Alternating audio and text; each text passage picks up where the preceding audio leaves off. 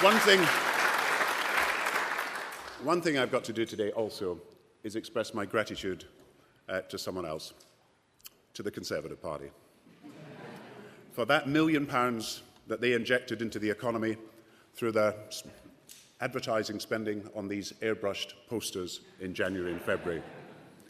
The £1 million spent was a great stimulus to the economy, and it was an even greater stimulus to the Labour cause. Since then, let me just say, they've never looked forward. And now faced with decline in their fortunes, what do? Do they change their economic policies and start supporting us to get economic recovery? No. Do they change their employment policies and help the unemployed back to work? No. Do they change their NHS policy and start offering cancer guarantees to patients as we do? No. Do they change their inheritance tax policy and stop handing out the most to their friends who already have the most? No. Do they change their vice chairman of the Conservative Party, Lord Ashcroft? No. When the need for change is greatest, what does Mr Cameron and the Conservative Party do? None of these things. They make a decision to change that advertising agency. That's the only change that the Tories can offer. Not new policies, but new posters. Not better substance, but better slogans. Not more statesmanship, just more salesmanship. Yesterday, the Conservatives took on a new agency. Today, Labour sets out a new agenda. And that says it all about the difference between the two parties and the choice for our country.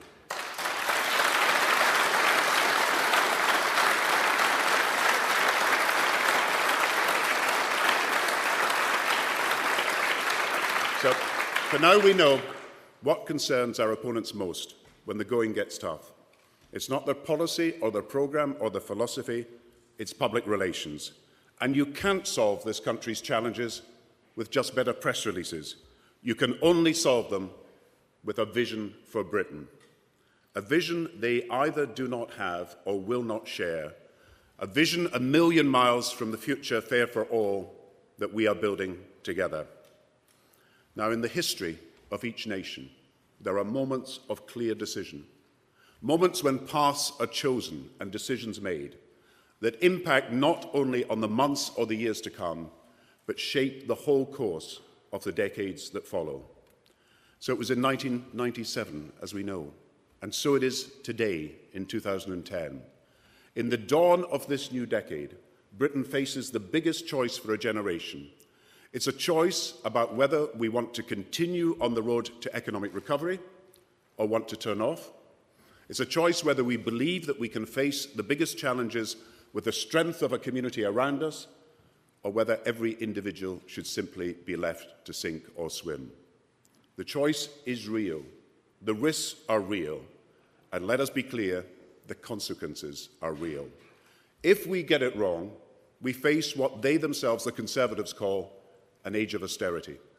If we get it right, we can achieve an age of shared prosperity together. Now, the economy is more central and the choice more serious in this election than at any time in my lifetime. That is why top of Labour's pledges to the people is economic recovery.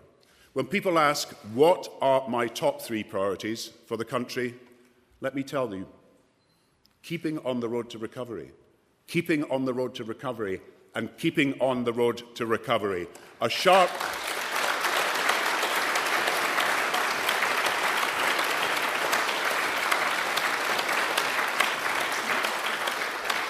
You know, a sharp right turn off that road to recovery would risk your job, risk your home, and risk your savings. So securing the economic recovery or wrecking it, that is the choice the country will face in the weeks ahead. And elections are choices for the future. And so I now pledge myself and our party to fighting each and every day for a fairer future for the people of Britain. A future in which the many, and not just the few, have the chance to earn a better life for themselves and for their children. And we will always put the British people first, before personal interest, before our party interest, before any vested interest. We will renew this nation not for our own benefit, or the benefit of a narrow section or clique, but for all of the people of this country. We are the People's Party, and we are pledged to serve the people. And today I'm announcing the 5 pledges on which we will fight this election. Each is substantial, it's deliverable, and it's carefully costed. If you will support us, we will secure the recovery and half the deficit through economic growth, fair taxes, and cuts to lower priority spending. We pledge that we will raise family living standards by keeping mortgage rates as low as possible, by increasing tax credits for families with young children, by providing new help for first-time home buyers, and by restoring the link between the state pension and earnings from 2012.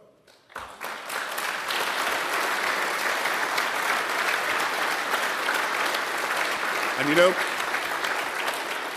you know, we will build a high-tech, high-knowledge economy by supporting businesses and industry to create 1 million more skilled jobs in our country, and by modernising our infrastructure with high-speed rail, a green investment bank, and broadband access for every citizen in every community. And we'll protect frontline investment in policing, in schools, in childcare, and the NHS, with a new guarantee of cancer test results within a week. And we will strengthen the fairness in communities through an Australian-style points-based system to control immigration, through guaranteed education, apprenticeships and jobs for young people, and through a crackdown on anti-social behaviour which worries so many people. Now, I know that in this time of cynicism and lack of trust in politics, there are some people who will say that politicians will promise the earth but never deliver, that a pledge isn't worth the paper it is written on. And I understand that, but these are not general pledges without dates, without tests, without scrutiny. These are our pledge to every single citizen in the country, tied to timetables for delivery, regular reporting, and proof of performance. And so I want to build in accountability, a mechanism for accountability for the pledges we are making, so that you can hold me to account and we can test our progress against our promises in the year to come. I believe the business of government should be more business-like, and that the British people are the boss, and like any employer, they deserve to know about the performance of their team. So I'm proposing the following. Firstly, Sir Tim Berners-Lee, the man most associated with the invention of the internet, is the government's advisor on data openness and transparency. In the months to come, he will be ensuring that there is the maximum possible information available to the public at all times across the internet. This rapid extension of transparency will show in real time how governments are delivering against our pledges. And secondly, I will set out a clear and public annual contract for each new Cabinet Minister, detailing what I expect them and their departments to deliver to the British people, and that their continued appointment is independent on their delivery, just as it would be in any business or any other organisation. And thirdly, I will require that the Cabinet Secretary performance manage the permanent secretary of each department against their delivery of pledges and other priorities as set out in the letters of appointment. Because to be in government is an honour, and if it is extended to us once again, I am not prepared to waste a single second. We have big plans for this country, and we intend to see them through. Now, we have already laid the foundation for a better, fairer future in this week's budget for growth and jobs. It's a Labour budget with progressive priorities, and if you want to know who and what we stand for, just look at what Alistair announced. We're extending the Young Person's Guarantee to ensure that young people continue to be guaranteed a job, training or working experience if they can't find work. And that will be a guarantee that is there for anybody unemployed for 6 months. We're funding 20,000 extra undergraduate places on courses starting this year, which means there will be more students in British universities than at any time in our history. We are investing in Britain's 21st century infrastructure by creating a green investment bank that will support low-carbon projects. And we're offering first-time buyers a 2-year stamp duty holiday on transactions up to £250,000 for buying a home. From next month, we will make additional payments of £100 into the Child Trust Fund accounts of disabled children. And we will bring in an increase in the basic state pension of £2.40 from next month. We will bring greater comfort to the 12 million older people in our country. Now, that's the difference with Labour. That's the change we choose. So never doubt that you can build a fairer future. Never doubt we can make this country greater and make it more equal to its best ideals. Now, some will say that we should give up on such high ambitions, that the times to build a fair society are gone, and now there's nothing great that we can do.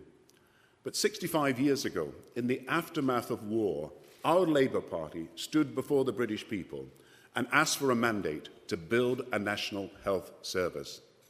And what is the lesson of these days? Let others resign themselves to small ambitions. We, the Labour Party, have never believed that difficult times should mean diminished dreams. Caution says it is too difficult, but we are not cautious, but resolute, because our party is the greatest force for fairness our country has ever seen.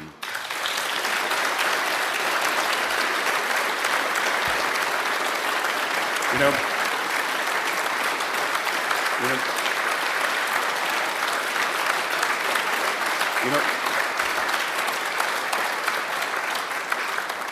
fear says it's beyond our reach. But we are not afraid, but bold, because our party will show once again the British people that we are that greatest force for fairness our country has ever seen. Cynicism about politics says they're all the same, but we are not cynical. We are energized because our party will prove again that we are the greatest force for fairness our country has ever seen. Resignation says they've had the time, but Labour can never resign our ideals to fate.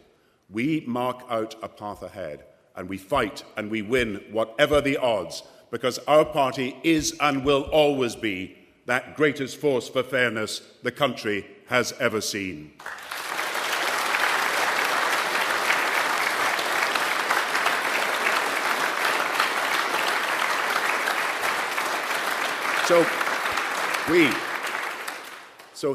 We will prove it again and again, because our whole history tells us never to believe that injustice is forever woven into the fabric of our lives.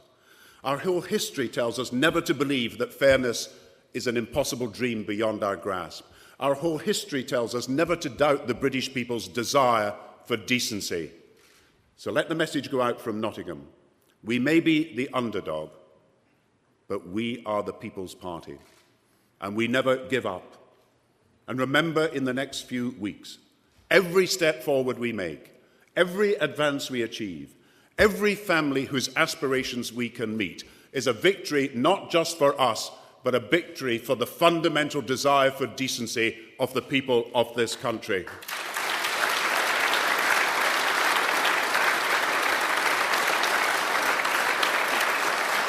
And you know, every time we change a life, we change the world. We've done it before, we will do it again. We are fighting for Britain's future, and we intend to win. Thank you very much.